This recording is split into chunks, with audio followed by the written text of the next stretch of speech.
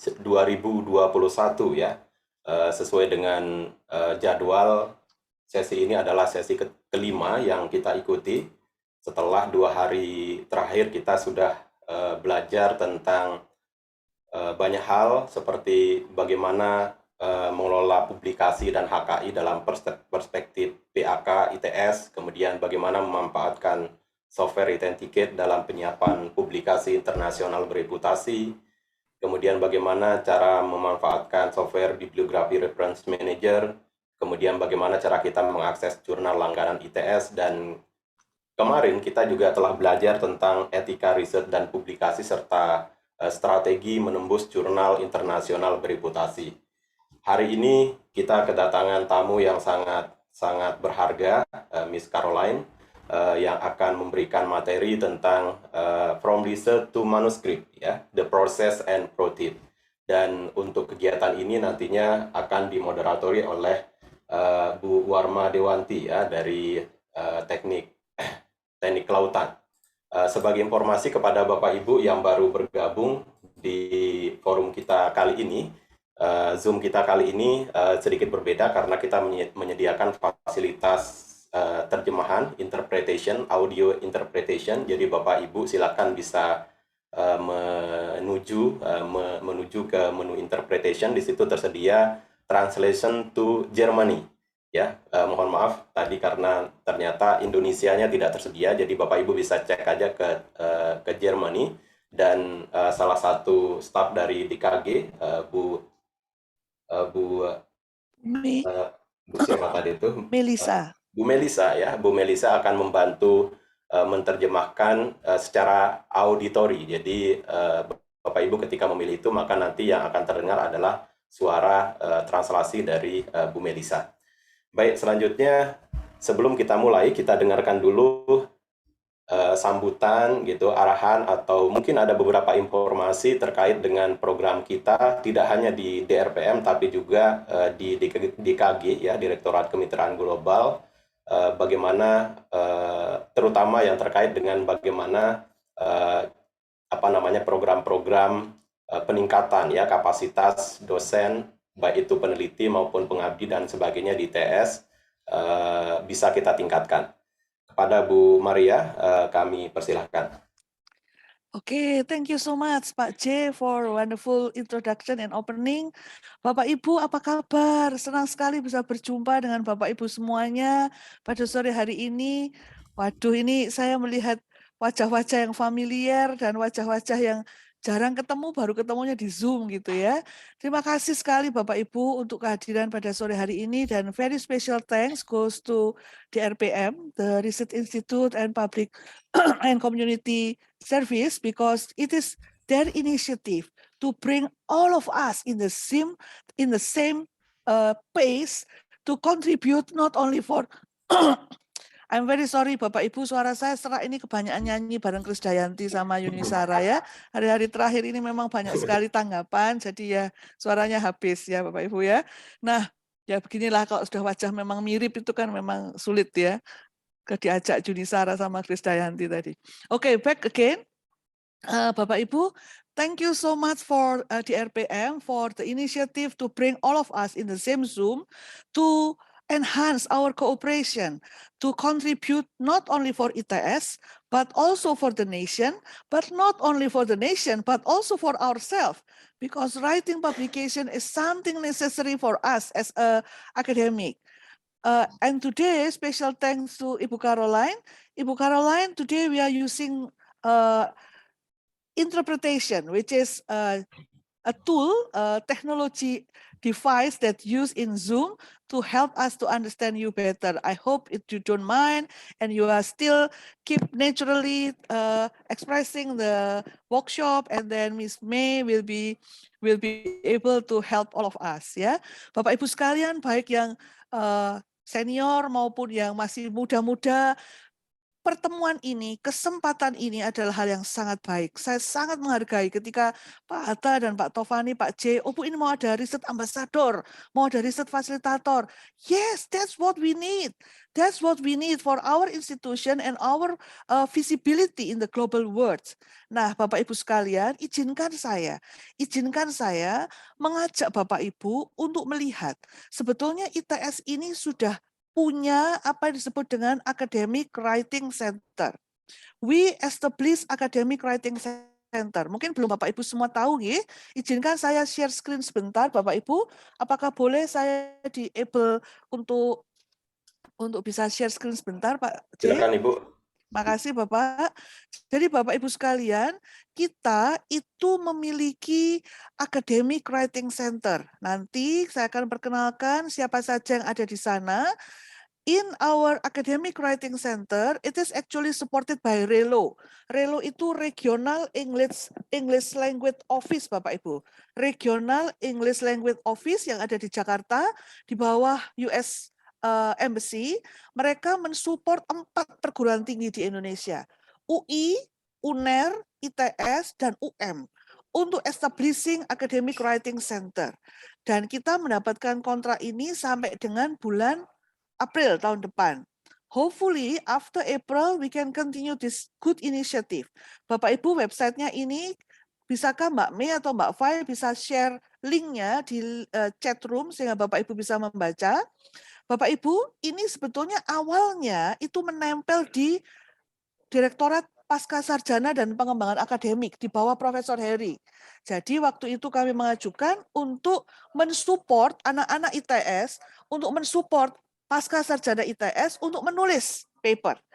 Akan tetapi DRPM melihat, wah ini bisa kita sinergikan karena Bapak Ibu baik yang pengajar senior maupun pengajar muda juga membutuhkan support untuk bisa menulis lebih produktif.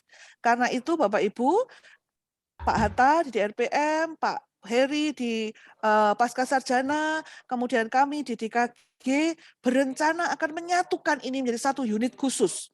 Jadi antara DRPM, Pasca, UPT Bahasa, dan DKG.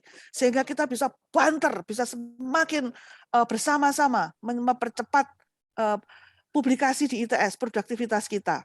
Nah, Bapak Ibu, di dalam AWC ini ada general workshop. Kalau saya klik general workshop, there are many program, many workshop that offer by the center. Bapak Ibu bisa nanti lihat di dalam link yang tadi sudah di-share oleh Mbak Fai.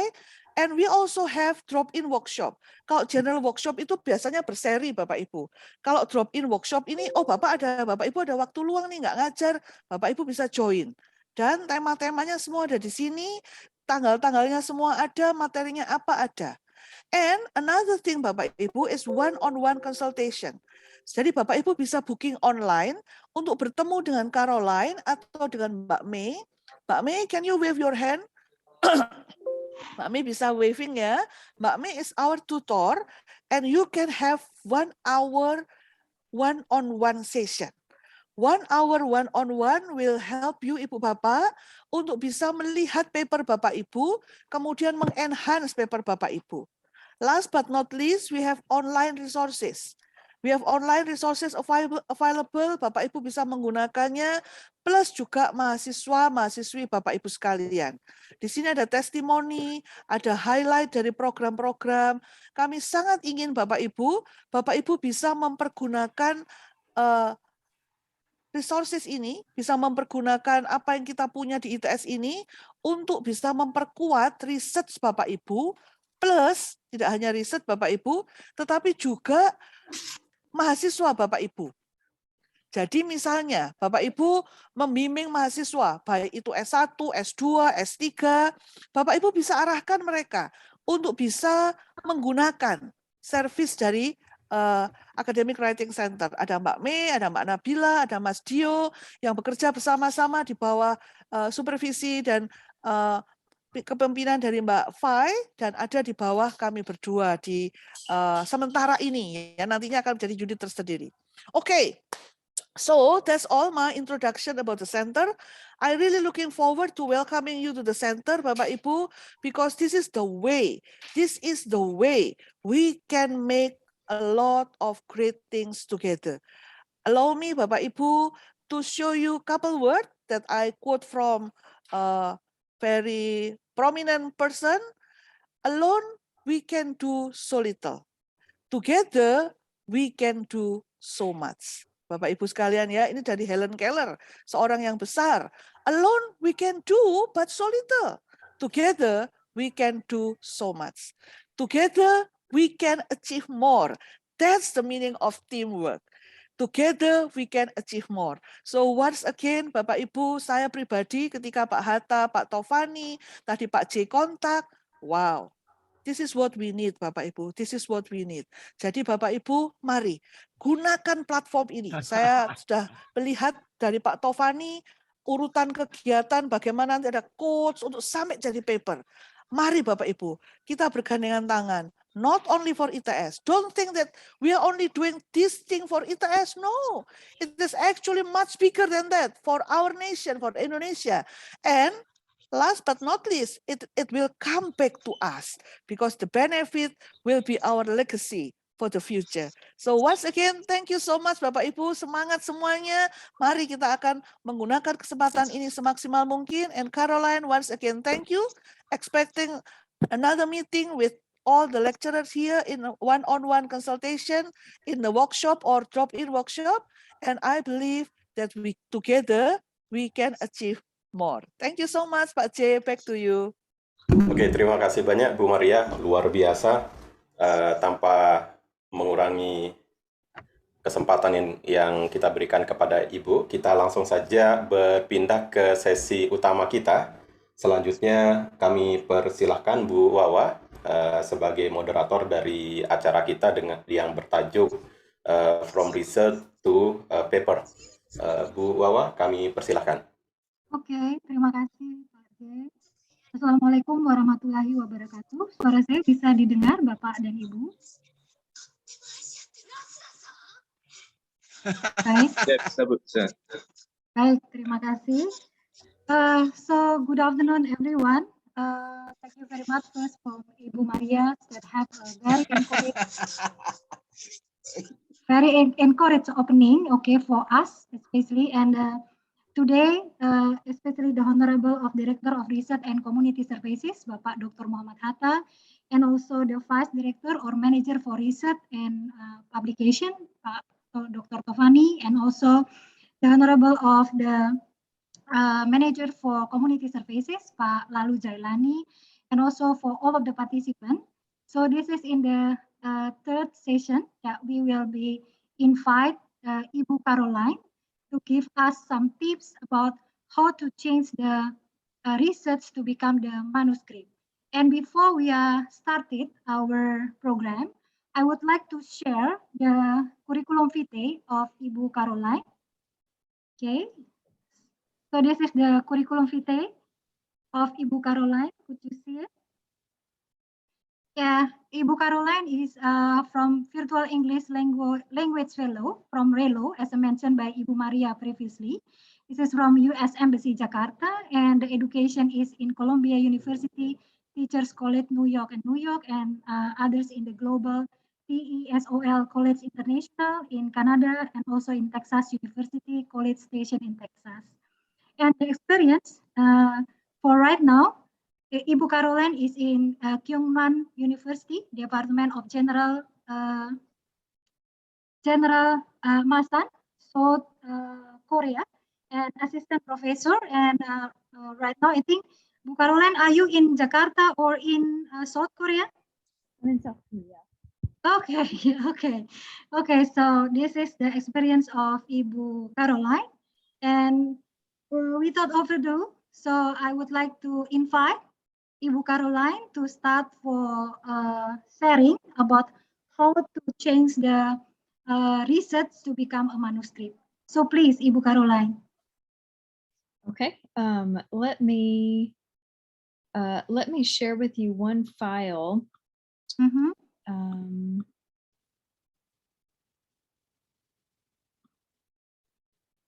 Let's see. Okay, let me start with my PowerPoint. Yeah. And I have a file if anybody wants it, but I don't see a way. Could you? I don't see a way to save my or to share my file in the chat. Okay, later on maybe you can share to the chat. Okay. The file, but It's for note taking, so later on it won't matter. Let's see if I sent it to a few people before. So if any of the people anybody at the writing center, if you have it, if you could share it, that would be really helpful. So I can go ahead and get started. Let me try Okay, one more yep, time. yep. I- Puwawa actually, Faiko Agustin has shared the file in the chat room. okay. Pai Okay. already shared it. Thank Okay, you, thank thank you, you. thank you. I swear, I promise I'm not old. I'm not old. I just don't have the permissions. Okay. Sometimes my students here, if I make a mistake on the computer, I can hear them laughing at me, and I know they think that I'm old. Okay, so yes, this is a really, really big topic, and we have lots of time, so I'm going to go very, very slowly. If anybody would like me to, thank you for sharing that file. If anybody would like to take notes, I have made a handout to help with your note taking and just organize it by the categories. If you have some other way to take notes, that's great. So I will go very, very slowly through all of our information, but if there's a time that you don't understand or you want me to go even slower, just tell me in the chat or use one of these fun emoji reactions that we have in Zoom now, and that'll be fine. So I know that a lot of you produce some really important research, and my goal today is just to support you in doing that. My goal is to give you support that you can better make your research known, that you can progress your field and develop the world, solve some problems. So let's think big picture. So to warm up, I have two questions. I want you to think about these questions. The first is, why do we do research? So let's start with this one. I'll give you about maybe 1 or 2 minutes. We'll take about 1 minute and think about, why do we do research? Why are we doing this? We need to write in the chat box. If you want to, just for now, just be thinking about it. Okay.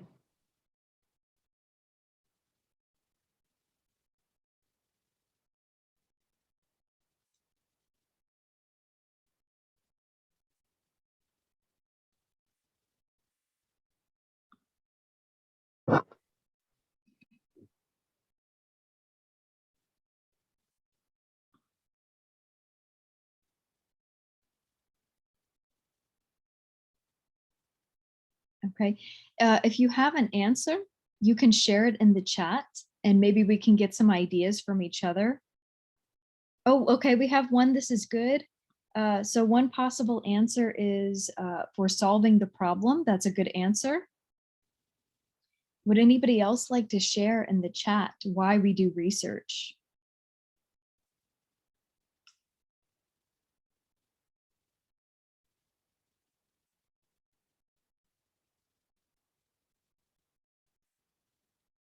Ooh, I like this one. To answer the need of people, to help society solve their problem precisely. Good. Enhance knowledge. I like this. Develop new technology. Got it. Share knowledge. Yeah.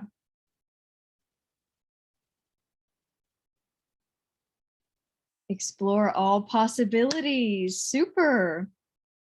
Okay. I asked this question because I think it's important to, a few more answers. Get the best solution, make new theories, developing knowledge. I ask this question because I think it's always important to think big picture. So as a few mentioned before me, it's not just about doing the publications. It's much bigger than this, actually. It's for the country and for the field and for the development, for answering questions. So we're going to talk about a lot of difficult things today. So keep this in mind, why we do it in the first place. Okay, my next question is, what is the most difficult part about writing a manuscript? What is the most difficult part about writing a manuscript? When you're ready, you can type in the chat.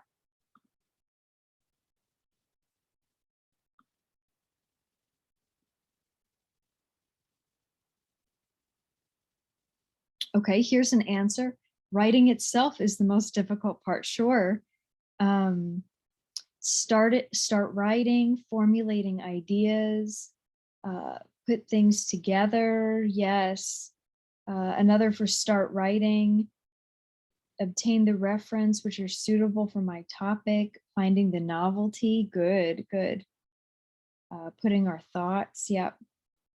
Let me get one or two more.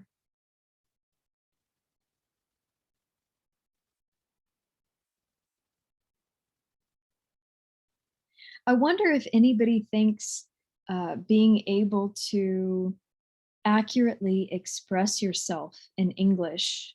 This is a common complaint that I've had from students for a very long time. The introduction, yes. All right, so I'll give you a few tips about introductions too, because I think they're also very difficult. Elaborating on the results, of course, yes, okay. So my last question, what is the easiest part of writing a manuscript? This might be different for everybody. When you're ready, you can type your answer in the chat.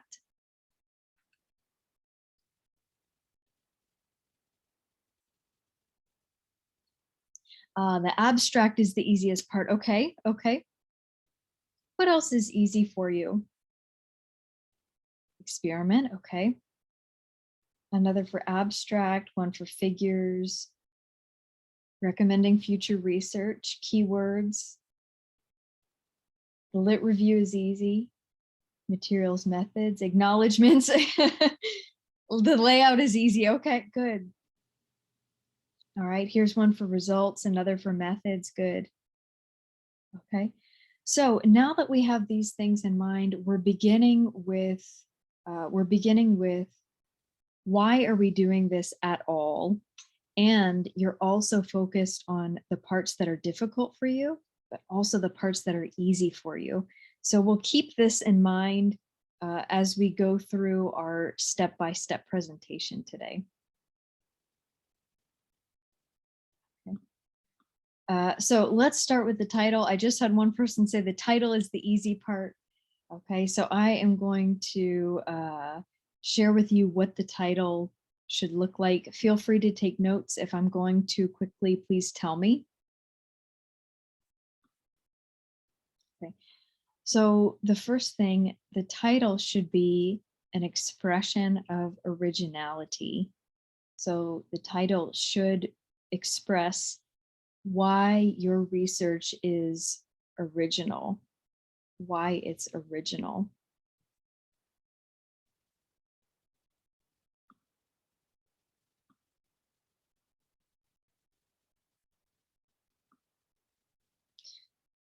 The title should grab the reader, should get the reader's attention. It should grab the reader, the publication, the screener, or whomever you think will be reading your research. It should grab the attention.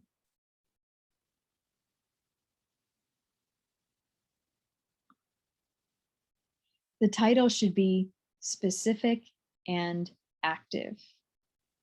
It should be specific and active.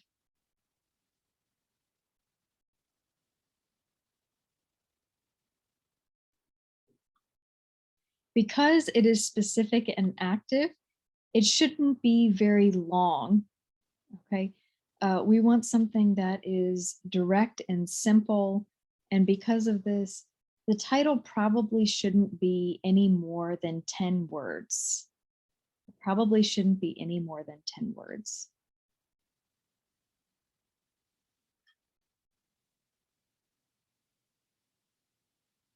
This might be a little surprising.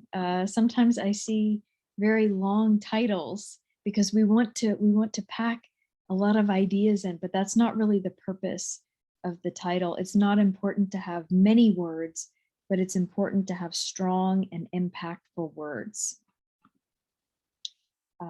Again, we want it to clearly describe our research. We want it to clearly describe our research. So maybe the screeners or the people working for the publication are looking at 50 different manuscripts in a day. They might just look at the titles and say, oh, this one looks interesting.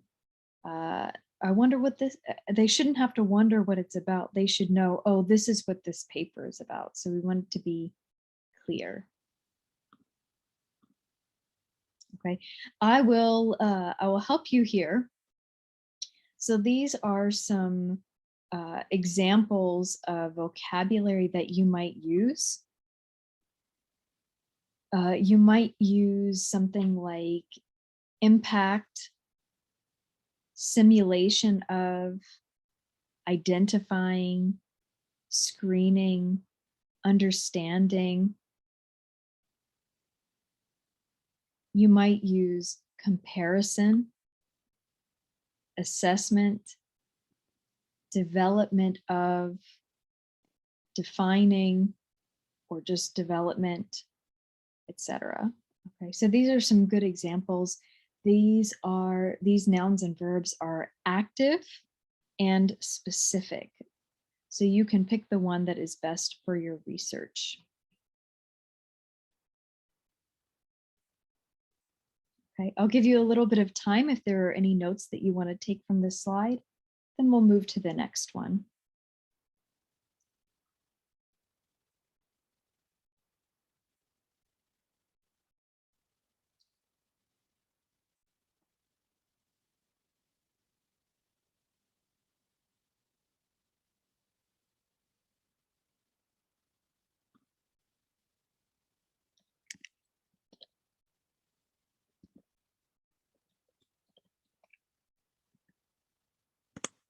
Okay, one theme that I want to highlight today, the style of English writing.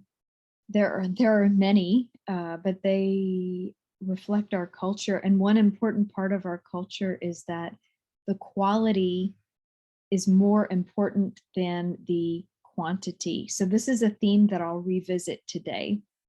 Okay, so in the title, this means that the title should be not a lot of words, but words that reflect your research in few words. So we want stronger and fewer words that are more accurate and descriptive. Okay.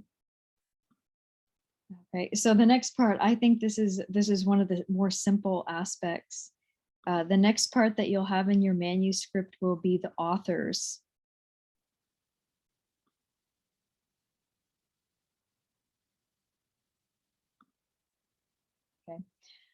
So the first author should be the one who has invested the most in the research.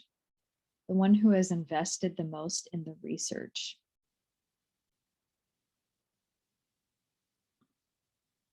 And the last one should be the leader of the group. The last one should be the leader of the group. And you should maybe have between 1 and 5 authors.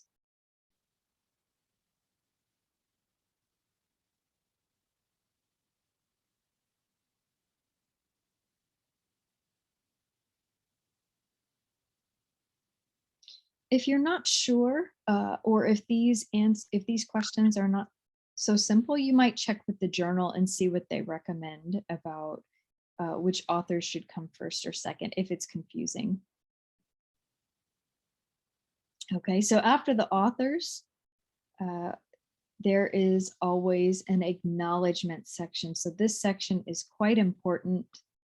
The acknowledgements, usually we list any funding acquired. So if there are any kind of government grants or maybe scholarships, something like that, any kind of funding, any kind of money that went to your research, you should list this here. You should list affiliations, and probably I don't need to tell you this because they tell me that affiliations are very important in Indonesia.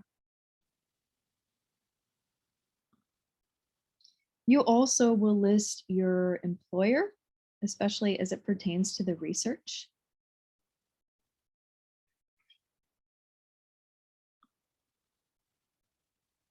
Okay, and maybe if there are other people or organizations you feel that you should acknowledge that contributed to the research in some way, you would list them here to make sure that they got credit and that you can thank them for their contribution.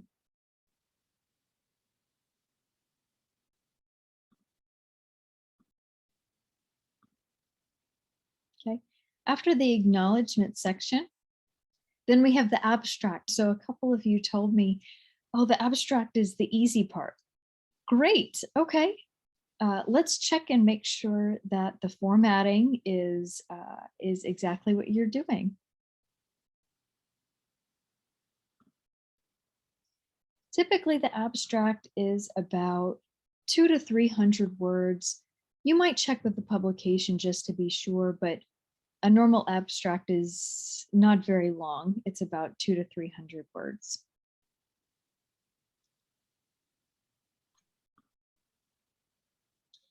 An abstract is almost always one paragraph.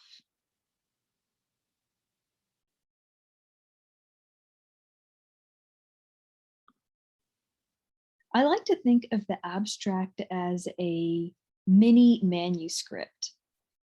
So in general, you would probably have one sentence representing each section of your manuscript. You would have one sentence for the introduction, one sentence for the methods, one sentence for the results, one for the discussion conclusion, and so on.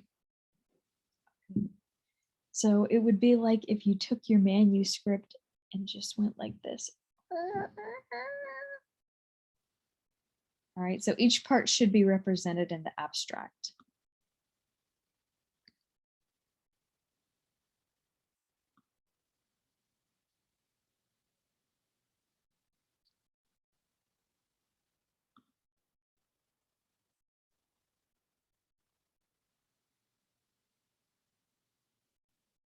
Okay, continuing with the abstract, what we want to do is begin with the research problem.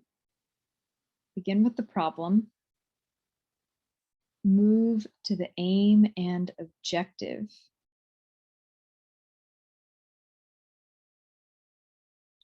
Then briefly discuss the methodology.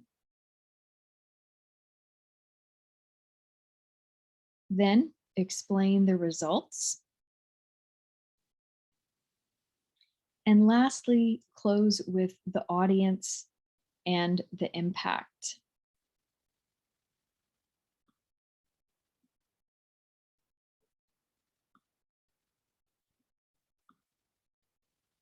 Okay, so here's how I often explain this to students. If you were to explain your work to a friend over coffee, what would you say? Probably you would keep it short because maybe your friend can't listen for an hour, but maybe your friend can listen for 2 minutes. So we keep it brief, we keep it short. We hit the highlights, just the highlights.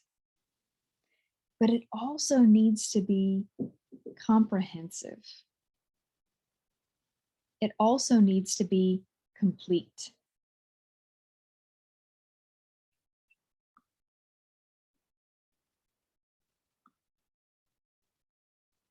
So we have to somehow find this balance between short and complete. Okay. My advice is to write the abstract last.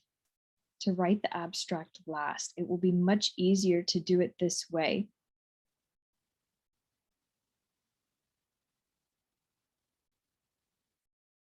After you have written each part of your manuscript, the ideas will be a little easier. The ideas will be a little easier to just write one sentence for each.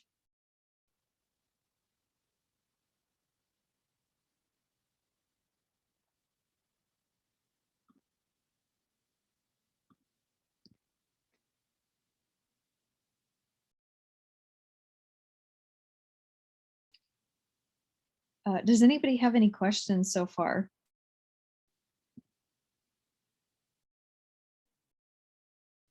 Bapak dan Ibu, ada yang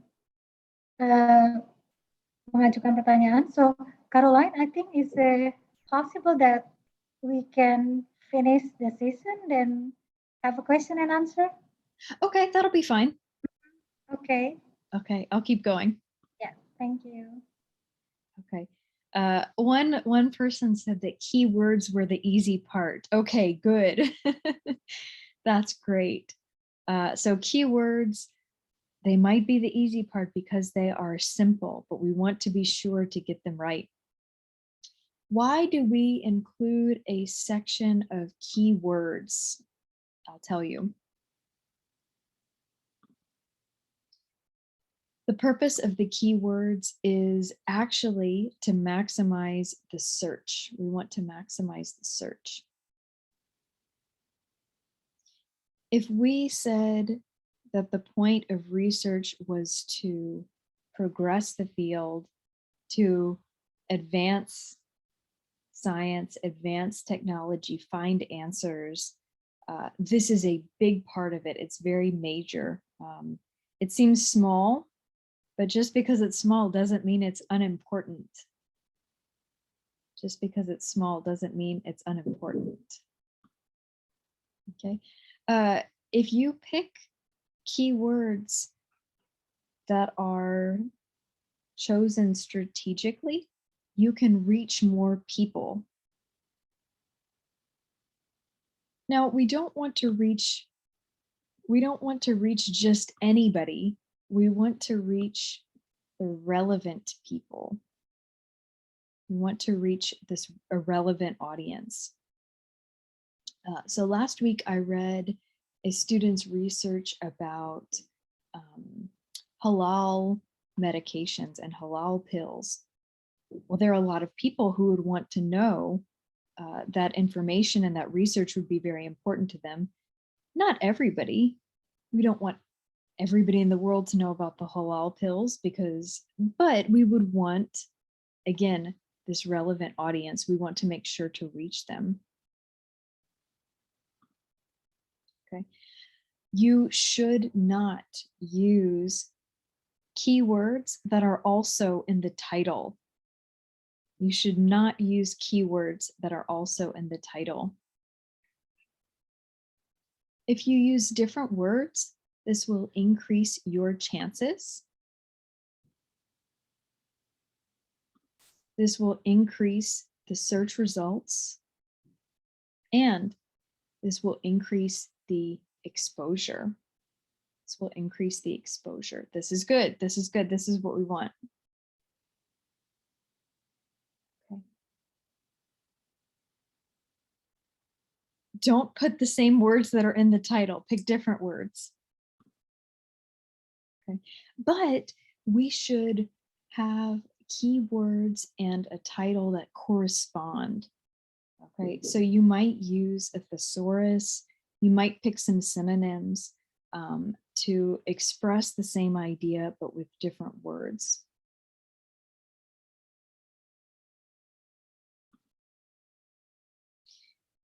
With keywords, unfortunately, we can't have too many, but generally people have between 5 and 10 words. Now, you might notice that I spelled out 5, and I'll tell you why I did this, and I used a number for 10. So with 0 through 9, we spell them out almost always. Not on a table or a chart, but when we're writing, we spell out 0 through 9 almost always. And if we use 10 or above, we use the number, use the numeral. So this is a mistake that I see a lot, so be careful with this. Not always, but almost always. Okay. Our keywords also should reflect the question and the context, both the question and the context. They should reflect related works, maybe an overview, or maybe outline the issue. Not all of these. You would pick the question and the context, or related works, or outline the issue. Whichever one makes the most sense for your research.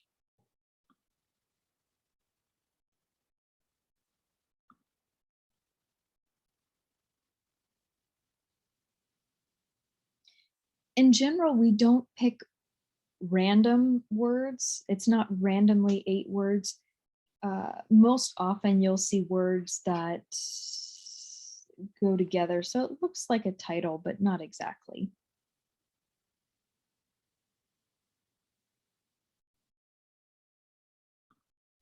Okay.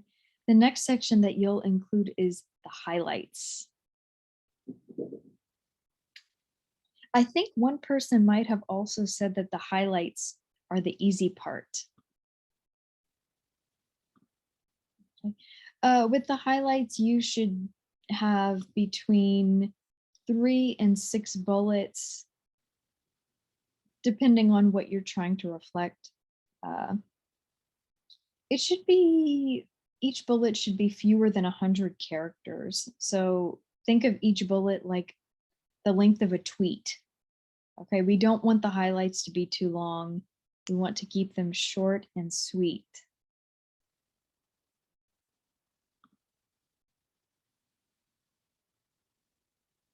Again, we want to go for quality, not quantity.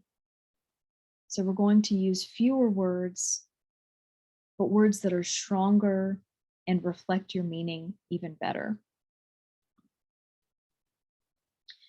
We will use the highlights to give an overview of the fundamental conclusions.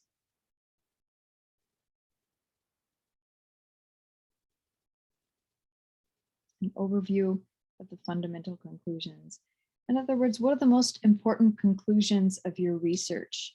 You can talk about them in the highlights.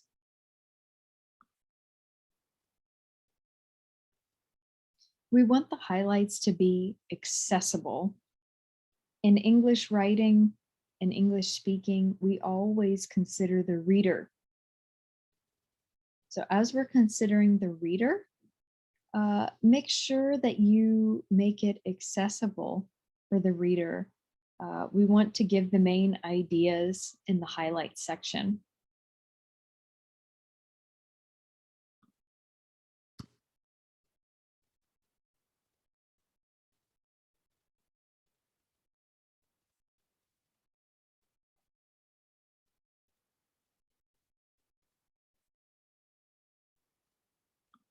Okay, so this might be a new thing for a lot of you.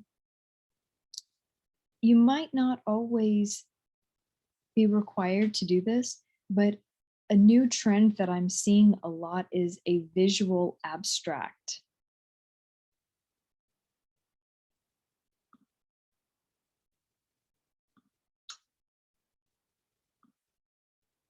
Okay, so the visual abstract is an infographic that reflects your research.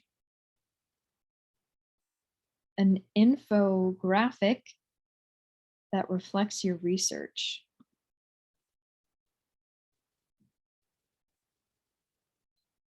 I wanted to find an example because maybe not everybody is familiar with this because it's such a new trend. I found a lot of really nice ones, but I thought I liked the way that the information was presented in this visual abstract. So this person does not use complete sentences. This person displays their ideas in a way that's very easy for the reader to understand. So depending on where you might be published or what conferences, you might be asked to make something like this.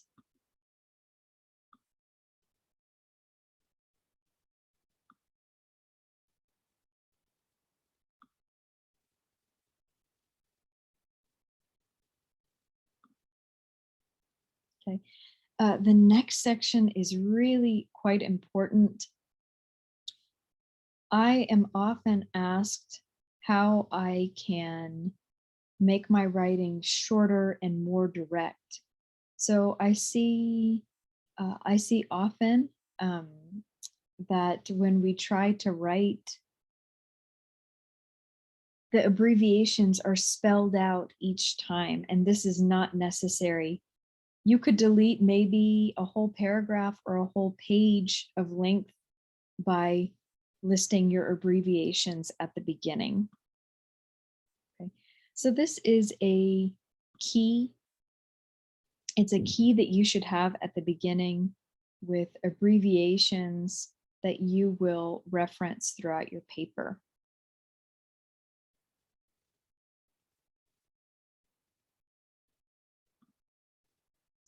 Again, we want to always keep the reader in mind. We want to be considerate of the reader.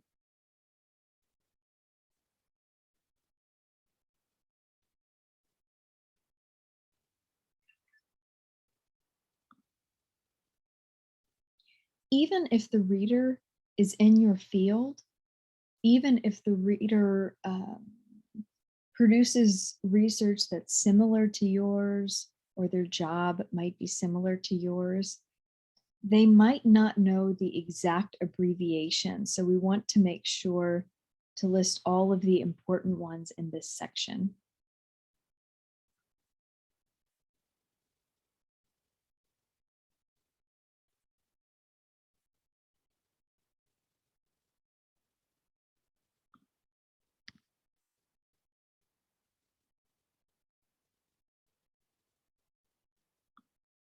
Okay, the introduction. So if you said the introduction is the easy part to write, okay, good, good. With the introduction, this gives us a chance to talk about the background and the context.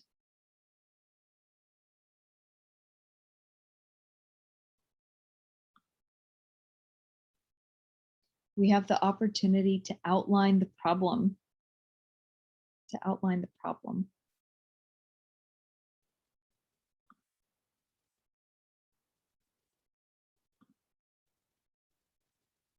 We also can explore relevant work.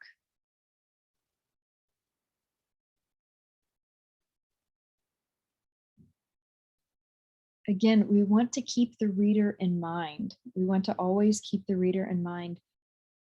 The background, the problem, and important research, the reader might not know. The reader might not know, so it's not understood. It's not a given that the reader will know all of this information. So this is your chance.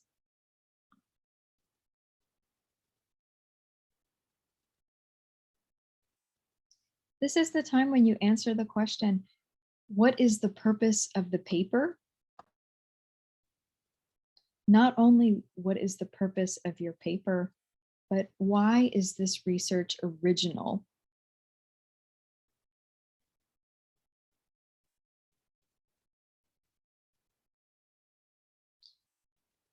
How is yours different than everyone else's? And what are you doing to advance the field and advance knowledge, advance the world, solve problems? What is your research doing that's different?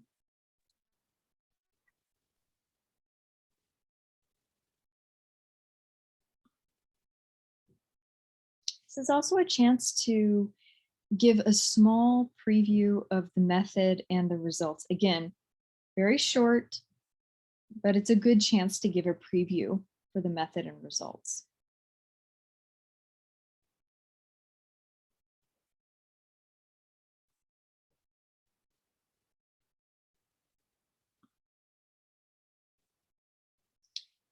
Like the abstract, it might be a good idea to write this last.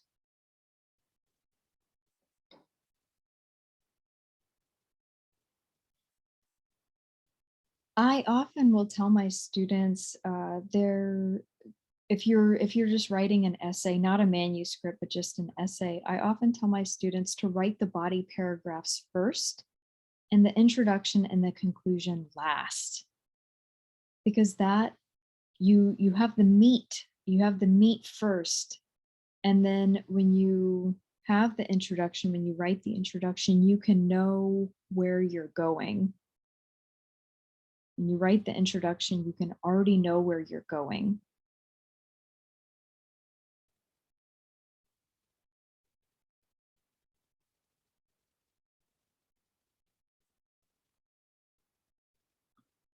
Okay. Then we move to the literature review.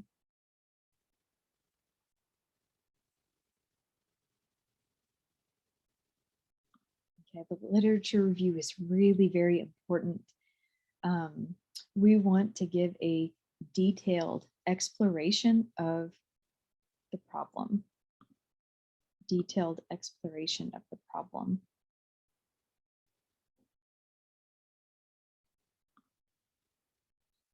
We have the chance to explain relevant research.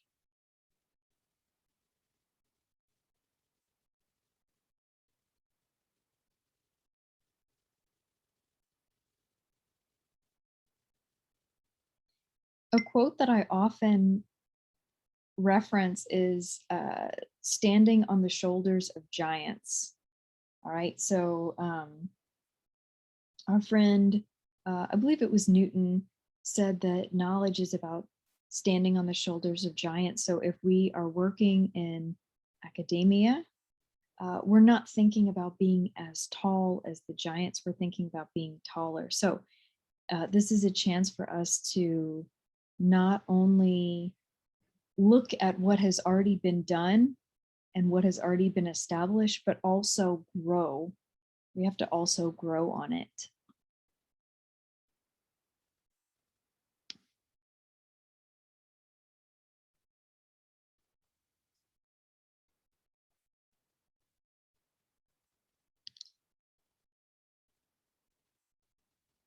Sometimes I see a literature review in the form of a table, depending on which publication, depending on the field.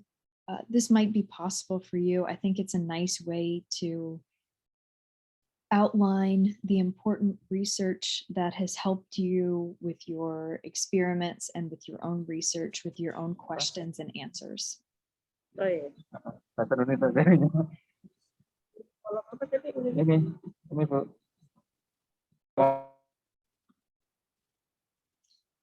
In the literature review, we can draw and organize and compare methods, results, the conclusions, etc.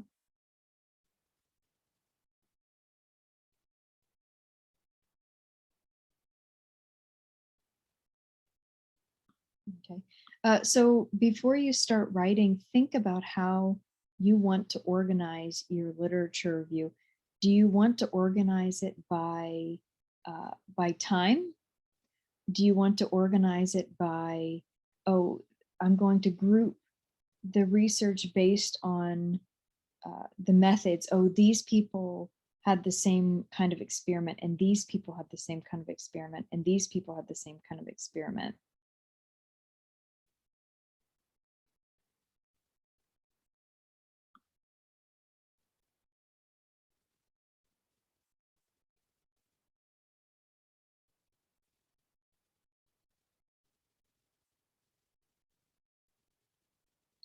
Maybe you want to group them by the results.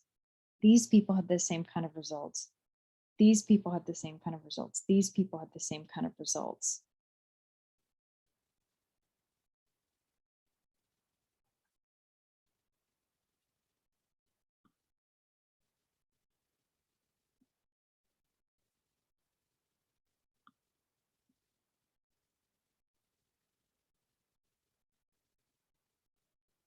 So before you start writing your literature review, keep this in mind.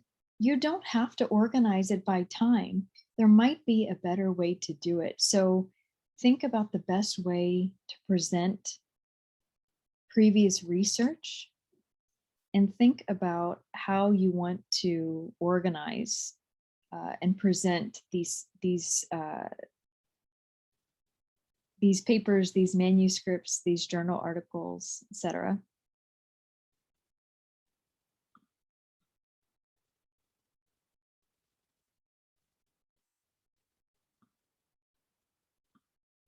Okay.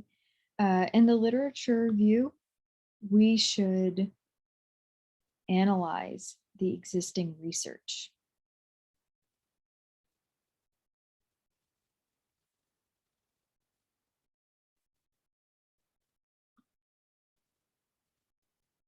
In addition, we need to connect it to our own research.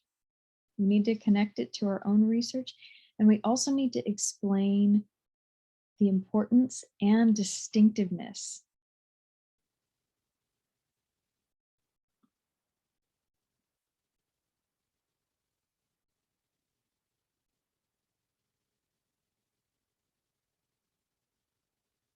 So you're going to explain the research, connect it to your own research, state why your research is important and why your research is different. All right, this might be the most important one. Why is your research different than everybody else's?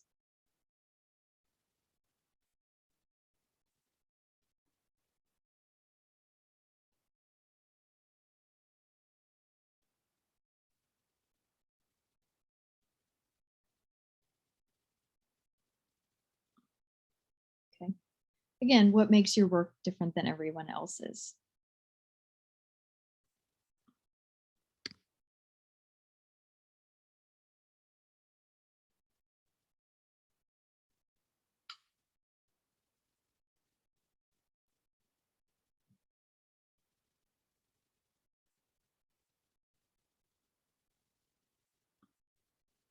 Okay, now we move to the methodology. Now we start talking about our research and how we did it.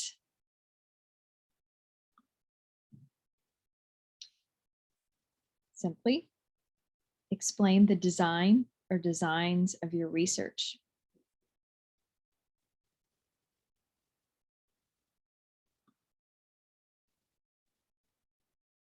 So with methodology, it's a little bit difficult because you have to have a balance. You have to have a balance here. This section should be specific enough that you can let the reader follow the results and see how you arrived at these results. And they should be specific enough that they could replicate the experiment. So if the reader wanted to also copy your experiment and do it themselves, the methodology section should be specific enough that they can. But also, it's not a manual. It's not an instruction manual, and it shouldn't be too long.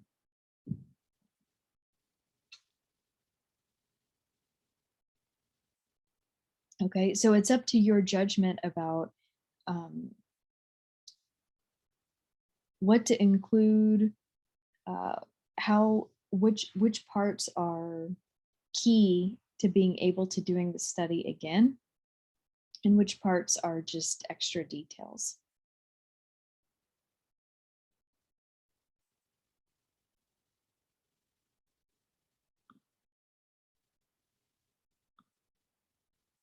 Okay. So one description that I really liked was that the methodology should describe not only the tools of the research, but also the objectives of the research. I think that's a nice way to put it.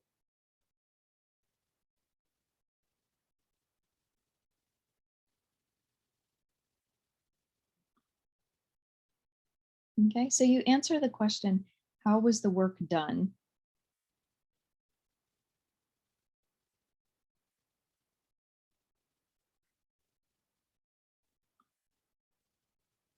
We want to include not only the protocol, but also the process.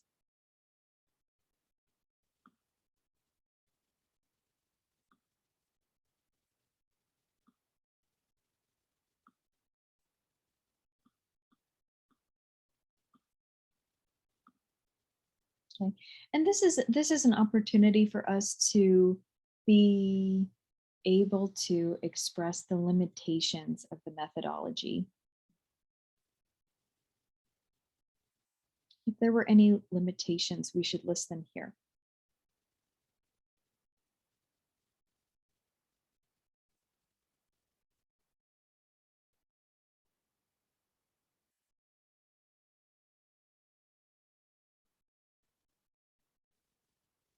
Don't be shy about the limitations. It's okay to say if the experiment wasn't perfect, or if there was another factor that might have changed the results. It's okay to say that.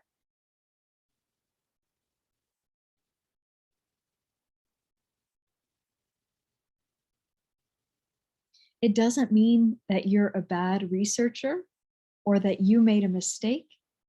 It just lets, again, we always want to think about the reader.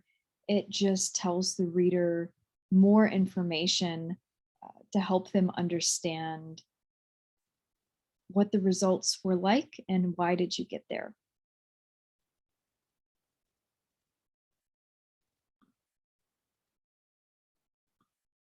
Okay.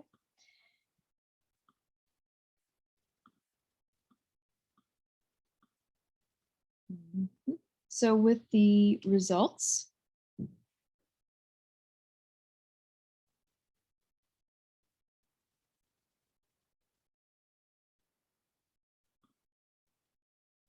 this is a section that should be very, very simple. All you need to do is explain the data. Explain the data that comes from your research.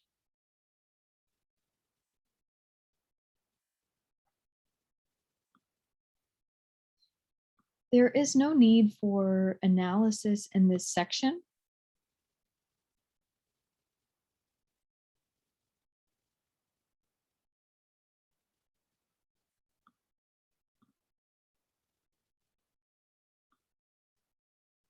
This is just a chance for the researcher to present the findings.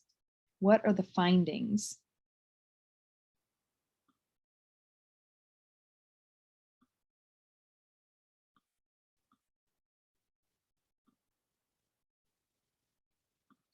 It's important to make the evidence straightforward.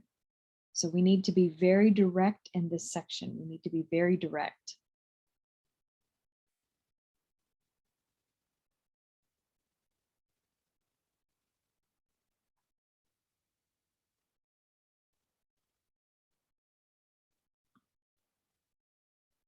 we want to keep this section, we want to keep it short and simple.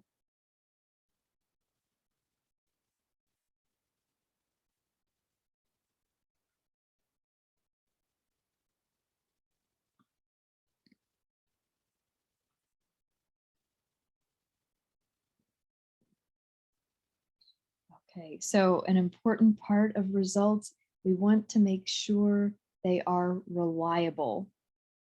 Okay, so reliability means if you replicated the study, if you did the study again, could you achieve the same results? Could you achieve the same results? So if you controlled all the conditions to be the same, and you did the same experiment, would the results be the same?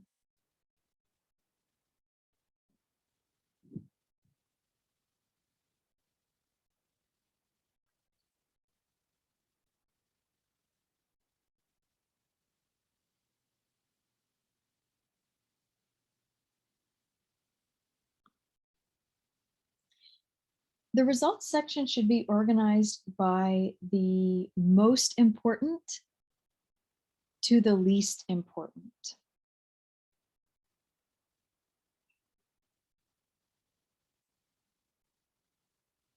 And remember, it is okay to omit irrelevant results.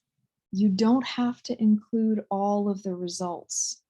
Only include the important ones.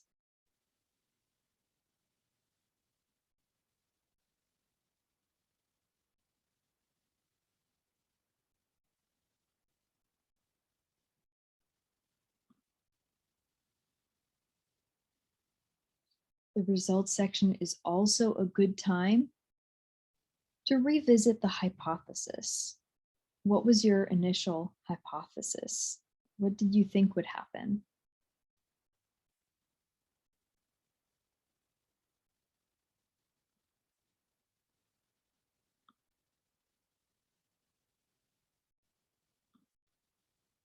You might have some visuals with your results. If you think that it would be easier to follow with charts or graphs, this is a good time to display them visually.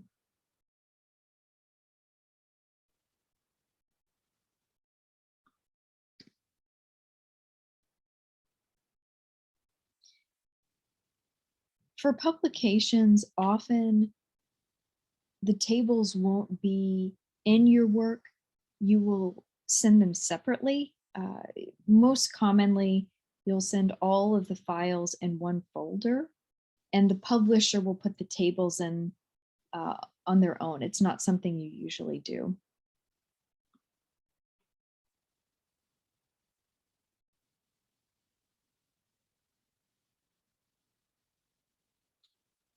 Okay, so the discussion section.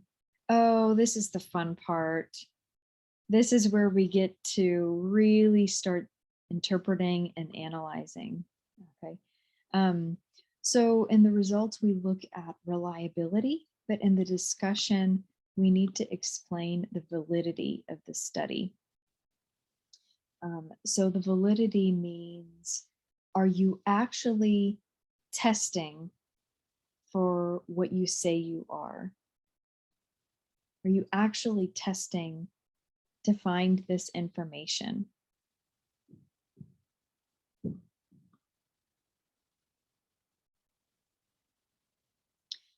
So external reliability, I think, might be more commonly referred to. This has to do with, can you generalize these results to other groups of people or other contexts? Can you look at the results in a way that we can generalize them to other groups?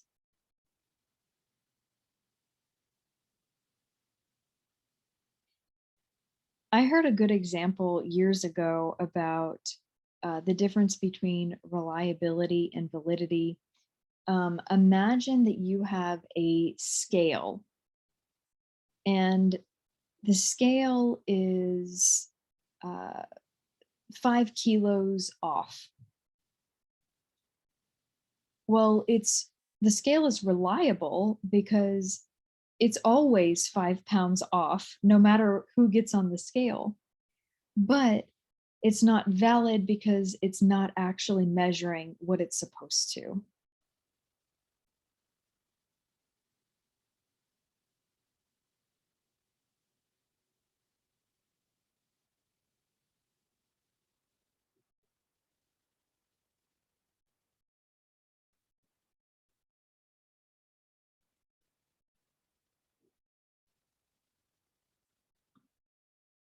Okay. So the discussion is our opportunity as researchers to interpret our findings. What do they mean? Nobody knows the research better than you do. So this is your chance to explain what does it mean?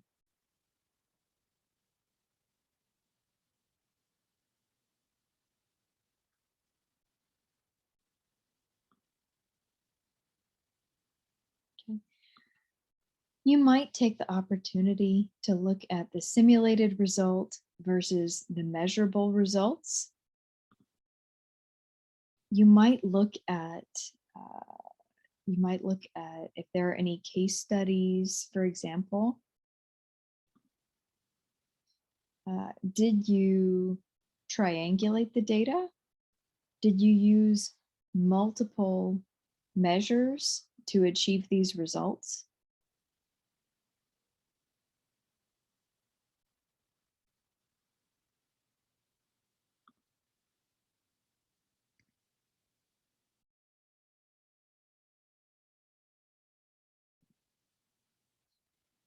Again, we want to go back to touching on reliability, touching on validity. Can we generalize these results? Are they true enough that we can generalize them, and generalize them when and where and how and to whom?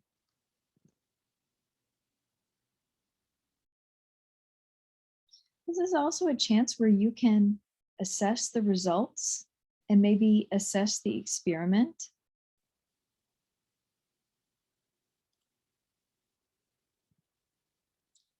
Do your results have any implications?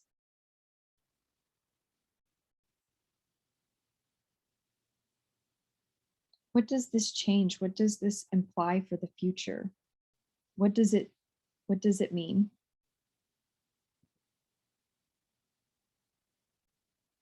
Is there a broader contribution that your research has?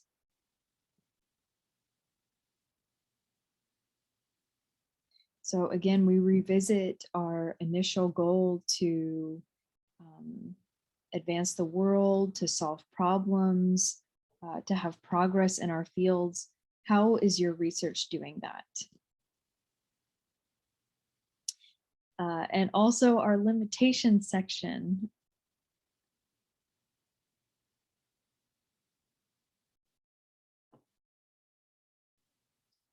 So it's very important that we account for any limitations that our experiments might have, because if somebody wants to do research like this in the future, then they can have in mind, maybe they can account and correct for these limitations.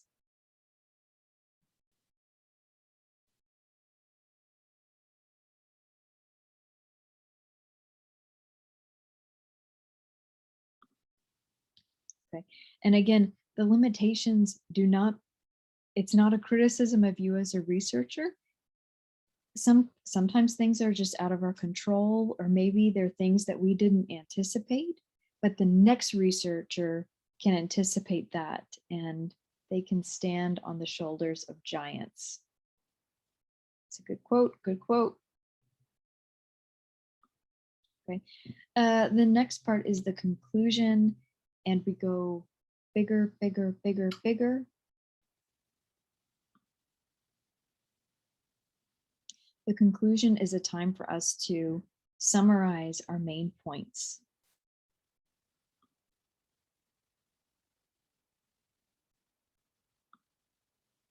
We also can take this chance to talk about the strengths and weaknesses of the results. And when we talk about the strengths and weaknesses, we want to be direct.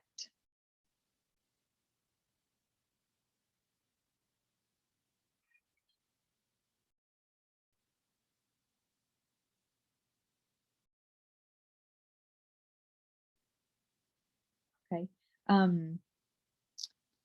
I know in a lot of cultures, it's difficult to be direct about strengths because we want to be humble.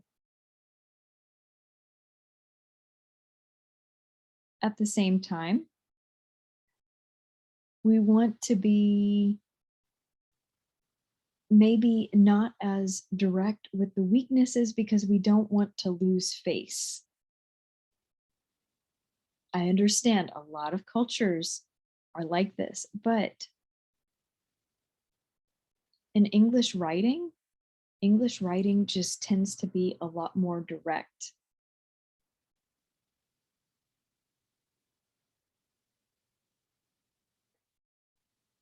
It's a bit more direct because it's not as personal. If we're talking about the strength of the results, it's not, oh, I'm the best researcher. No, it's just stating a fact. And with the weaknesses, it's not, oh, I'm the worst researcher. No, it's just, this is what the experiment was. This is how I came to these results. This is what I could do better, but this is what went well. So it's not so personal in English when we write this way.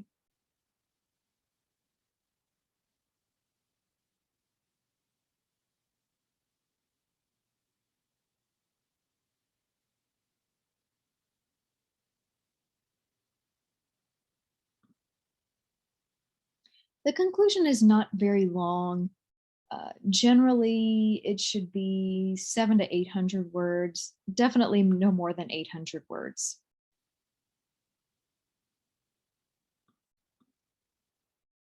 The conclusion is a chance for us to explore a larger scope.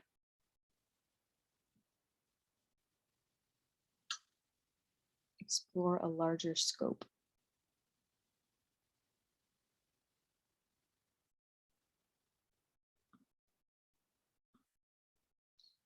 Okay, this is another chance for us to state the contributions.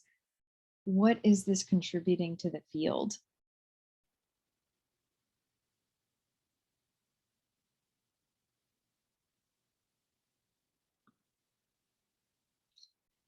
The conclusion is a good place for us to imagine future work or even recommend future work.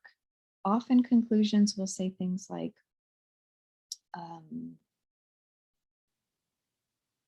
in the future, researchers should do this, this, or this, and they should not do this, this, or this.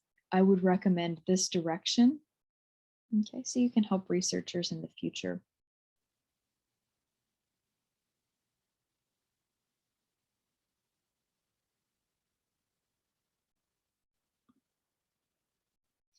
Going with the future work, you might talk about the limitations or assumptions. Maybe there is an area of the research that you didn't have time to explore, or another area that you found interesting, but for some limitations, you could not explore that. You can recommend future researchers could go this direction.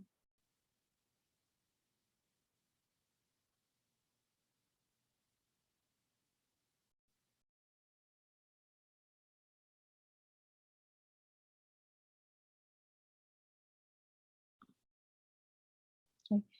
You might talk about the advantages or the applications of your research in this section.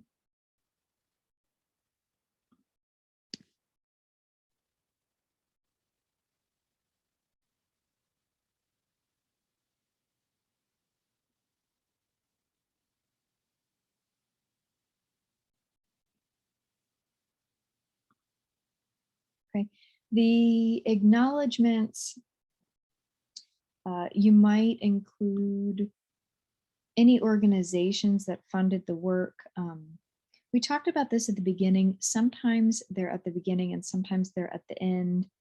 It really depends on the publication, the journal, the conference, the field. So you might check on this.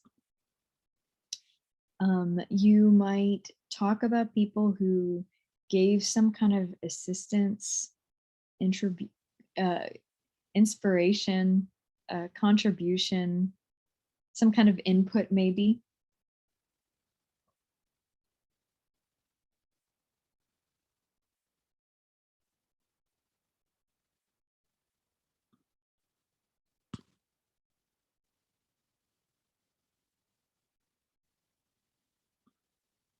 Okay. The reference section is really very important. I know a lot of us use IEEE, and IEEE is, it's a little messy and it's a little hard to follow, but we want to make sure to get the formatting exactly right. So be careful with it.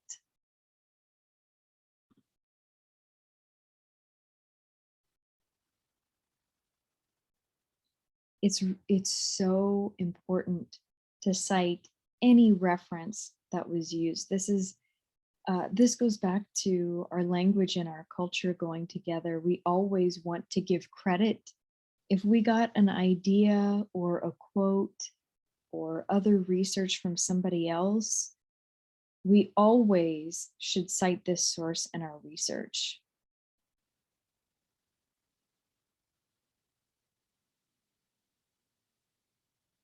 I think the more sources that are used in research, the more credible it is. Because the more you are willing to look at other publications and other research and learn from other people. So I usually trust those sources a bit more.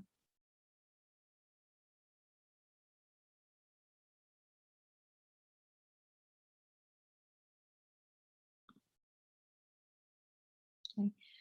Even if you paraphrase an idea, even if you don't use the exact words, anything that's not your idea should be cited.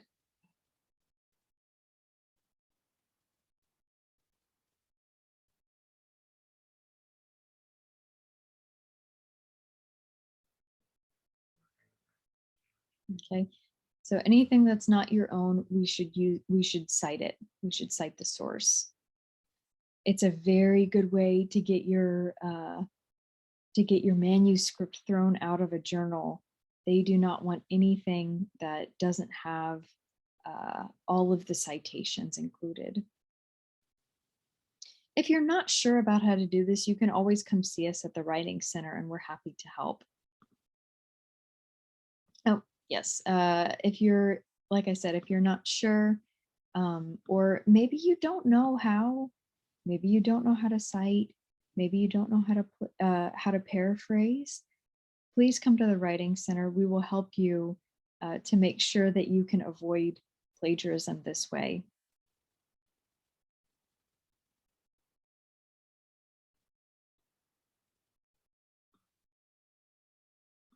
Okay. Be very, very careful with this, please, because especially if you're writing for an international publication, honesty is extremely important. So we want to make sure to list all of the references.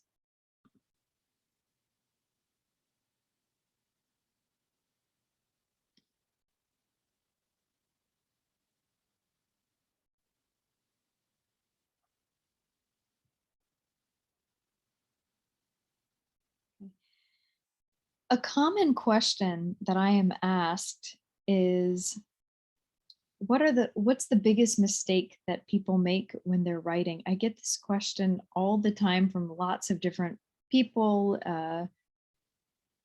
writers, students. So I came up with some top mistakes that I see. Some are very big and some are very small, but they're very common.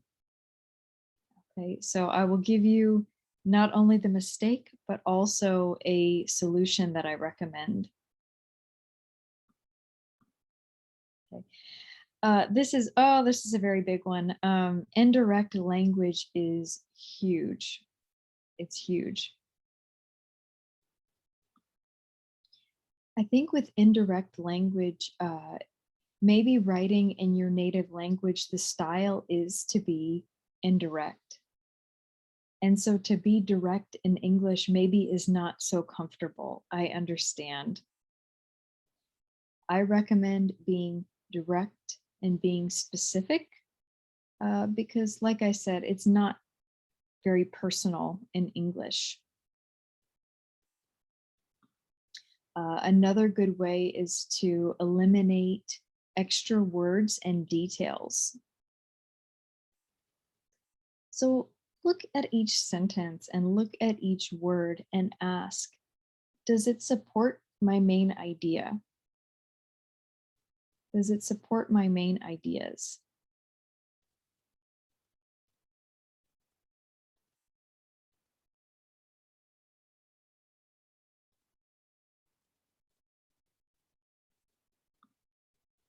Okay. The next one is disorganized ideas.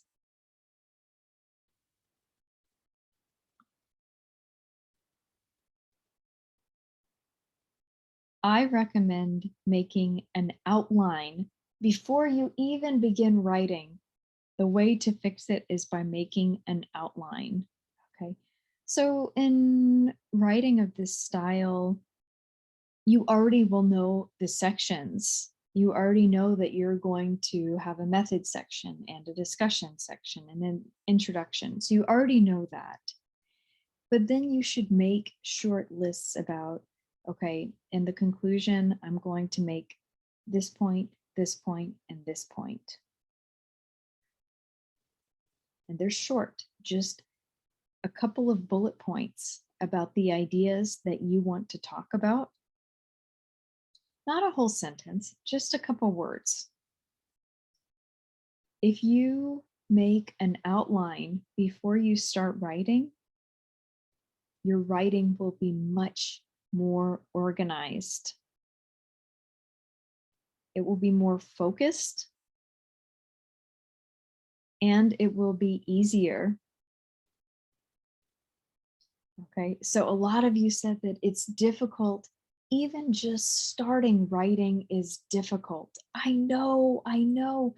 If you look at a blank Word document, it's so scary. I know.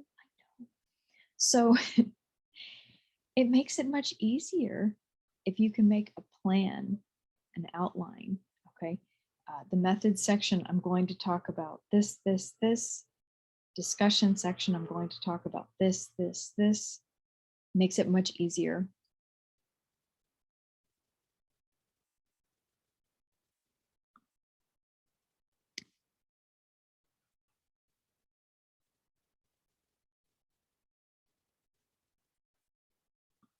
Okay. Another mistake that I see very often is what we call run-on sentences. And again, we want to keep the reader in mind. We always keep the reader in mind. Can the reader read a sentence that goes on for 100 words? No. The reader will not get the idea. It's too much. It's too much.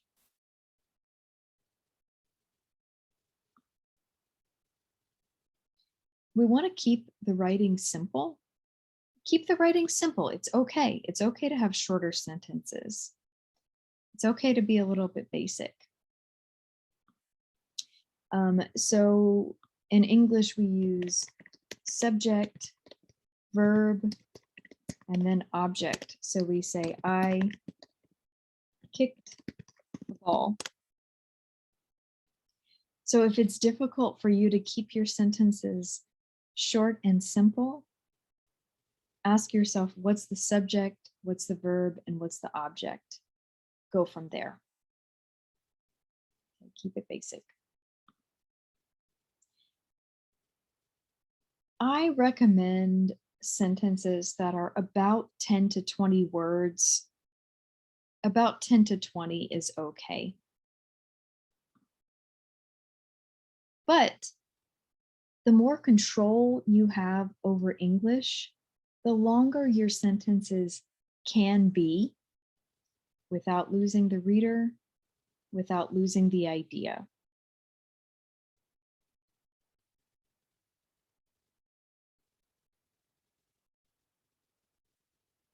So if you say writing in English is very, very difficult, it's okay to have shorter sentences. At least the meaning will be clear. But if your writing is a little bit more advanced in English, you can probably have a longer sentence and be just fine because you have more control.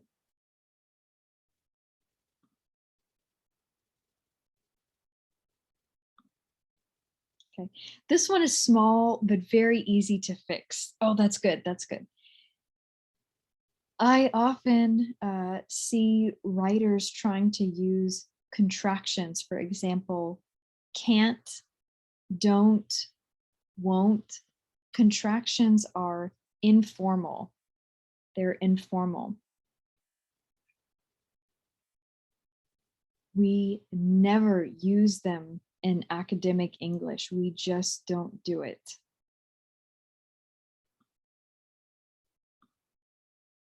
Text messages with friends, yes. Fine.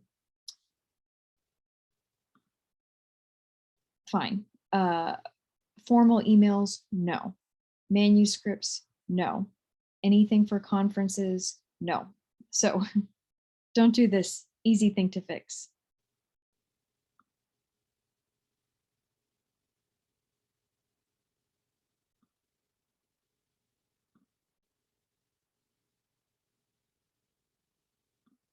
Okay.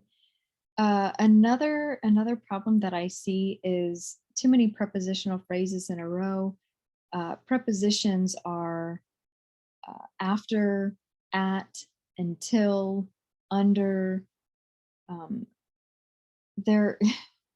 I think there are more than 60 prepositions in English. They're very complicated, but trying to put too many of these things in one sentence, yes, it gives a lot of information, but it loses the reader very quickly. Okay, we want to think about the reader.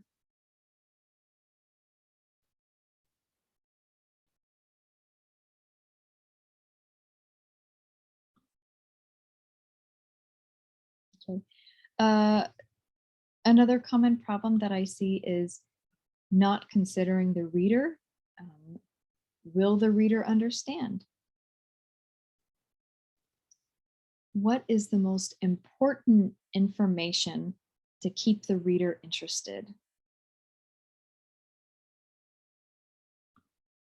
If you keep this in mind as you're writing, it will be very, very helpful because you're not just writing for yourself, you are writing to share your research with many, many other people. So keep those people in mind and consider them.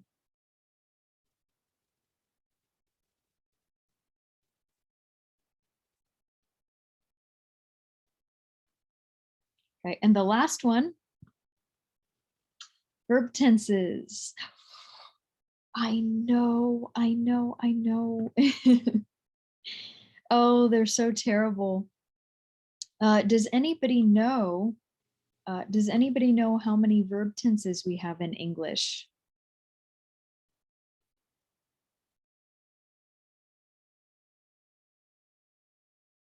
Actually, we have 12 verb tenses in English. We have 12, and we have 4 conditional tenses. So this is just so painful. I know, I understand, especially if your language doesn't have as many or doesn't really use this. But in English, this is the way that we communicate time. This is the way that we communicate time.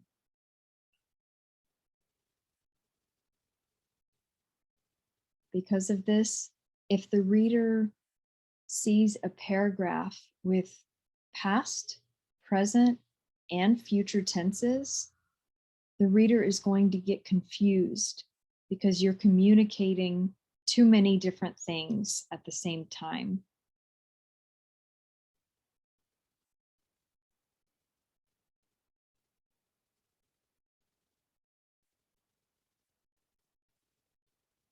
Okay, so be careful with this.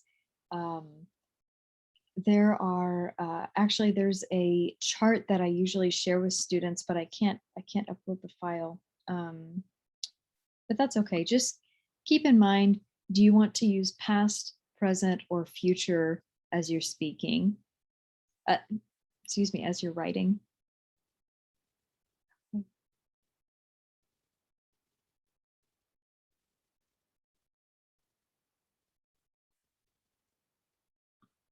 Okay, so these are the sources that I used in today's presentation. Even something as even the infographic that I used, even the visual abstract, I even cited this because I didn't make it myself. Okay, so sources are really important for all kinds of presentations and all kinds of information. Okay. Would anybody, oh, we have a question already. Yeah.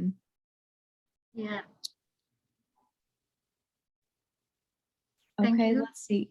Our question is about the result and discussion.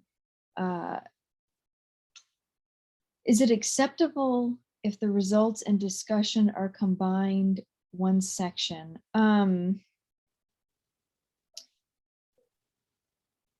Mostly no, but it depends very much on the journal that you're applying to, and it depends on their formatting. Sometimes you might, I think it's more common for discussion and conclusion to go together and results to be separate. This is mostly what I've seen. But if you are writing for a journal that asks for something shorter, then you might combine some of these sections. But if they tell you to combine the results and discussion, you can. But again, I think it's much more common to see the discussion and the conclusion combined together. Okay. Are there other questions? Okay, thank you very much, Caroline. And I think it's already question and answer part. Then you already answered some question, one question from the audience. Okay. Okay. Yeah. So thank you very much, because I think it's a very comprehensive talk. And then we already know one by one, already mentioned by Miss Caroline about how to write in the journal, and also some of the tips that some of the maybe something is mistake, and then how we can have a solution about this one. So already you have one the second question already come up from Pak Doni Buana. Could you I see about what would be the most appropriate tenses to use in our research to others. Yeah. So when you're looking at the method section, you're correct. Past tense is most appropriate because you already did the experiment. Okay. But okay. If you are talking about future implications or how this might change the field in the future, of course, you'd want to use future tense. Generally, with your own analysis, you can talk about, you can use mostly present tense, I think. You might use present simple. If you're outlining the problem, you might use a combination. You might use some present and some past tense if you're talking about some context. Okay. It's a good question. Okay, thank you, because you already mentioned about how difficult we are using the tenses in writing in English. Yes, Yeah. yes, and I know they're awful. I know it's very painful. I'm sorry. But it's okay, because this is a part to write in an international journal. Thank you very much. So I think this is a very good tips. Okay, and other question. This is from Pak Binta. In IELTS test, this is regarding to the IELTS test. We are advised to use various words that actually have the same or similar meaning. In another word, using synonyms. For example, frequent, occurrence, and likelihood. how we are using this kind of word in the manuscript, because sometimes one word may be preferred than another word. For example, maybe important we can change to become significant or something like that one. Yeah. This is a really good point, because you might have noticed that a lot of the sections will ask for information that's similar. And so you don't want to copy paste the same sentences or the same paragraph between your abstract and your introduction. And for the parts that overlap, you should use synonyms. I recommend using the Thesaurus. So everybody knows about the dictionary, but the Thesaurus is a good way to find synonyms. Be careful with it though. If you're going to use a synonym, make sure to look up also in the dictionary to see how it's used, to make sure it's close enough that the use is the same. So I recommend doing that, especially when different sections call for the same information a few times. Yeah. Okay, thank you. This is already mentioned also by the Caroline that we can use thesaurus.com, because we also using in our Microsoft Word, I think, right?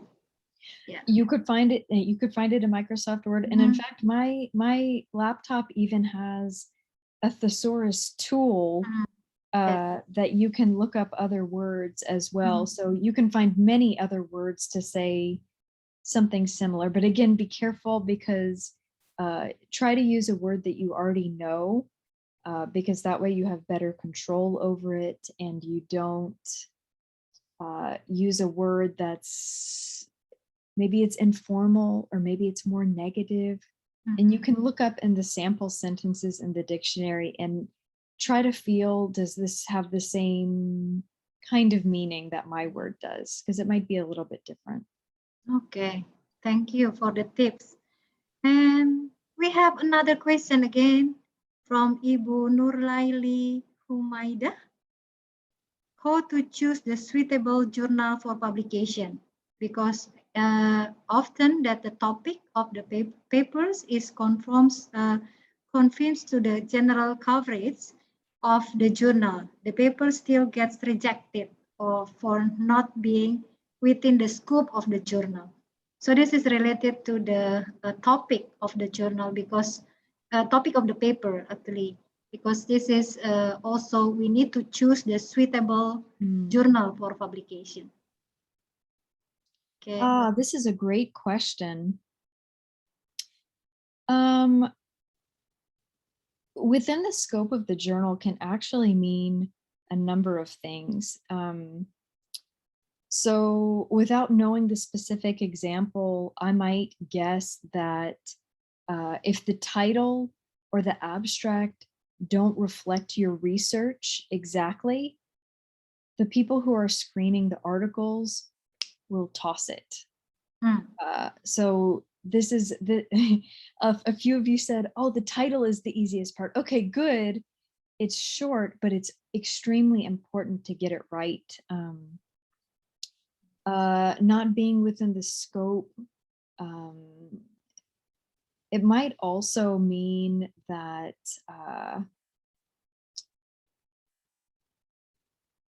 it might be something that they've done before, or maybe the originality of your research is not obvious to them.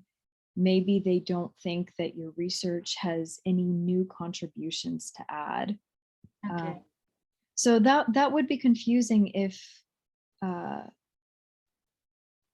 it's rejected for not being within the scope of the journal. Or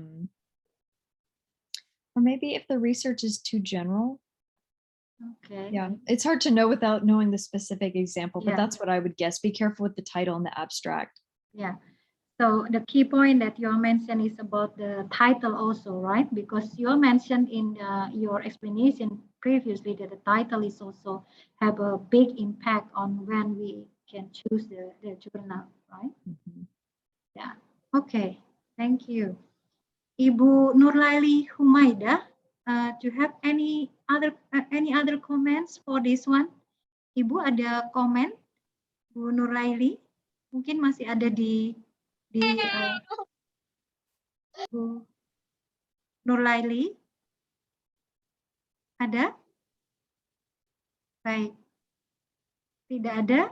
Bu Nurlaili, mungkin ada komen terhadap apa yang disampaikan Caroline. Oke. Oh, okay, don't have any feedback from this one. Okay, any other question? Because we still have maybe 13 minutes for question and answer. Hello? Still have any question to Caroline, because we have an expert in here, so we can asking so many things that regarding of how to change the research to become a manuscript. Okay. We have from Ibu Hardiani in the chat box. Do we need to cite the paper from the journal we are aiming for, so that the journal we submit can, oh, so this is related to the, we needed to cite the journal, the papers that come from the similar journal that we would like to put or to submit the journal in that, submit the paper in that journal.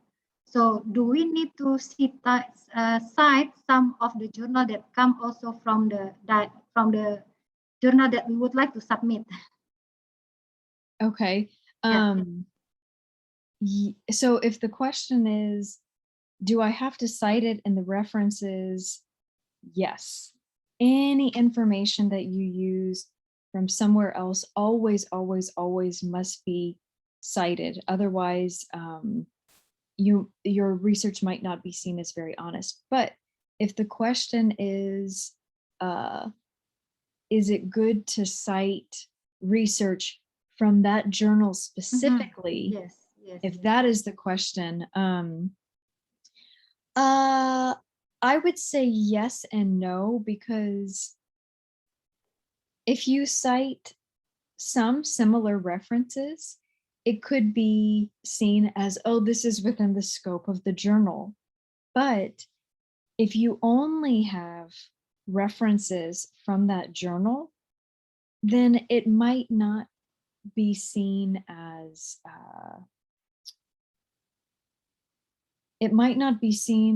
having a lot of merit. Like maybe you're only trying to get published, you're not citing sources from other places, and your research might not be as valuable as if you had sources from other places. So I would say go with a combination to make sure that you show them that you're a researcher who knows the information that's out there, and not only what their journal has, but what many other journals have too.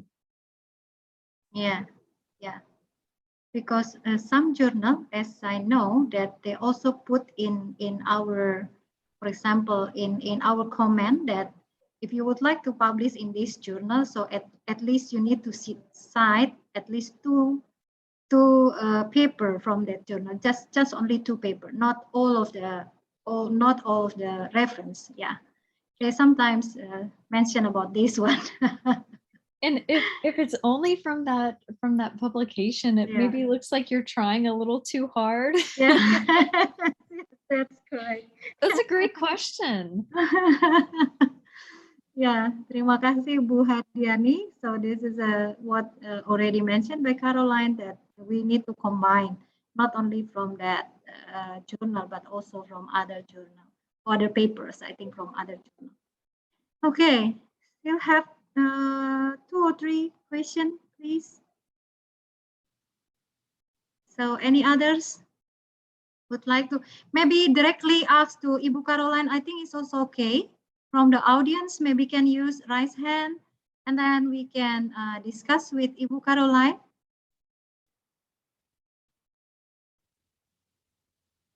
Okay. Anything. Anything, okay. before, I would like to raise a question also, maybe later on will be continued by other friend, because you are mentioned about some of the information for us. For example, the first one regarding to the keywords that you are mentioned is better not to use the similar word with the titles. As we are know that for the keyword, usually we are using the words that very often we can come up in the abstract, and sometimes the abstract is also contains some word in the title. So how about we dealing with this one? That's a good suggestion. So the title and the keywords should not overlap because we want to maximize the search, but I would say you might use some words from the abstract. I think that would be okay. I think that would be appropriate. Okay, because sometimes we a little bit confused about how we are dealing with the abstract and titles and also the keyword. It's a lot of sections. Yeah. And sometimes you have to say the same thing over and over again. So I think Yes. I think some overlap between the keywords and the abstract would be appropriate. Okay, thank you. Yeah, Thank you. good. It's a good question too. So any other question from the audience? Jay, maybe have some question to Ibukarolai? No. Please continue. Not yet. Okay. Okay. So we still have. This is from Ibu Nisa. Ibu Nisa asking about which one is better, using the passive or active sentences for writing of the paper. I almost put this in my top mistakes and solutions. So this is great. This is great. In general, in English, we use active sentences. Okay, so we want to write in an active way because we are, in English, we just generally write more directly and in a more active style. This is the style of English writing. And I know it's a little difficult, but just try to be short and sweet and say what you mean. So if anybody is not sure what the difference between active and passive voice is, I will give you an example. Caroline, could you write in the, not in the waiting room, participant? Could you write the chat in the meeting? What about the waiting room? The waiting room is outside of the meeting. Could you write, could you choose everyone in the meeting? Everyone in meeting? Okay, Yeah. yes. Let's see, everyone in meeting. Okay. Okay. So here, thank you very much. So here's what active voice looks like. Active voice looks like, I failed the test. Okay. Passive looks like this. The test was failed. Okay. So we use passive only in situations where we want to avoid using the subject. So I didn't fail the test was failed. Okay. So it's good when you're talking to your parents or something like this. In general, in English, we try to use active voice as much as possible. But in a manuscript, there might be a time when you want to avoid blaming somebody or another researcher. You don't want to make them look bad. Only in those situations would you use active voice. So you wouldn't say the experimenters made this mistake. You would just say the experiment was missing these elements. Something like that would be more appropriate. But that's the only time. It's very rare. Okay. Okay. Thank Great you. questions. They're very clear right now. Okay. Okay. So, any others? Oh, we still have from Pak Yasin. This is about dangling modifiers. Can you comment about, because usually Grammarly gives suggestion to fix this dangling modifiers. Okay. Yeah. I don't know what Grammarly says, but I'll go back to my suggestion to just keep it simple and use SVO first and then build on the sentence, and you can avoid a lot of problems this way. I haven't worked in very many places where dangling modifiers are a problem. Yeah, I think my best suggestion is just to keep your writing simple and direct and eliminate extra words, and then you can avoid this problem altogether. Okay. The key is simple. Okay. And then Simple, subject, direct. subject, and then verbs and the object, right? Okay. Thank you very much, Ibukarolai. Still have one question because we already approached our time. Okay. We still have some one question maybe. Okay. If it's not Ibukarolai, because this is the time is almost finished, but I would like to be asking about the tips for us, especially because we, as mentioned by Dr. Maria previously, so we have about the Academic Writing Center. So could you give some tips or some encourage for us how to manage this academic writing center, or how we use this academic writing center to enhance our ability for writing, especially in international journal? Can you have some word or some suggestion for us about this one?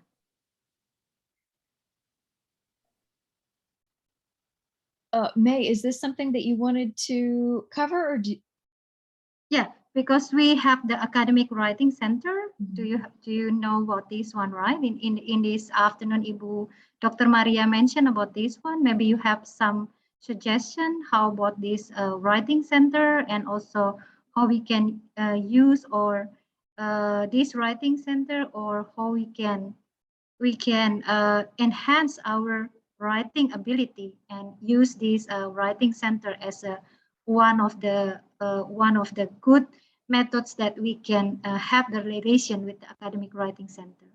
Maybe you have some word and comment for this one. Okay. Let's see. My colleague May was going to talk about this, but she's on the interpreter side, so she can't do it. Yeah. So I can't talk about it in Bahasa, but I can talk about it in English. Yeah. I really recommend coming to the Writing Center if you want to participate in more writing workshops like this. We have all kinds of topics. If it's difficult for you to start writing, if it's difficult for you to do edits and revisions, if it's difficult for you to make outlines or express yourself, we have lots of workshops that help with these issues. We also have one-on-one appointments where if you have something specific that you want help with, just with May or with myself, you can come and talk to us. I believe the tutoring hours are 8 to 4, and so you can sign up for a 1-hour appointment. It does not cost any money. You do have to be a student or faculty or staff at ITS, but you can come and speak with us, and we will help you with your manuscript or your abstract or brainstorming ideas, any of these things. And we're happy to help you. I do want to say that the Writing Center does not do, we don't do translation services, and we do not do proofreading services. This wouldn't really help you anyway if we did all the proofreading for everybody, for everything that they did. There wouldn't be anything learned. And then what about the next project and the next project and the next project? So instead, we help you develop the skills to proofread your own materials. So for example, if I notice that a student is having a problem with one thing over and over and over again, like the verb tenses, I will work on verb tenses with that student, maybe highlight a few areas that I see the problem, and then the rest you would be expected to change yourself. Okay. So we don't do those things, but we will help you be able to do those things on your own. Yeah. Thank you very much, Ibukarolai, and we have a very, very interesting talk today. And also we hope that after that, all of the lectures in ITS and also the student can come and then visit the academic writing, and then we can have a chat each other's for 1 hour, and then we can enhance how to write the manuscript. I think it's a very wonderful topic today, and then hope that it's a very insightful for all of us. Okay, thank you very much, Ibukarolai, and I give it back to Pak Lalu. Thank you so much for having me. I just wanted to say I really appreciated so many people coming. That's incredible. Thank you for your questions. Thank you for your attention. I hope that you learned at least a few things to help you with your writing. And I know this was a lot of information at one time. It's a very big topic, and I wanted to make sure to cover the important things. So thank you so much. Thank you so much. It's super. Thank you. I give it back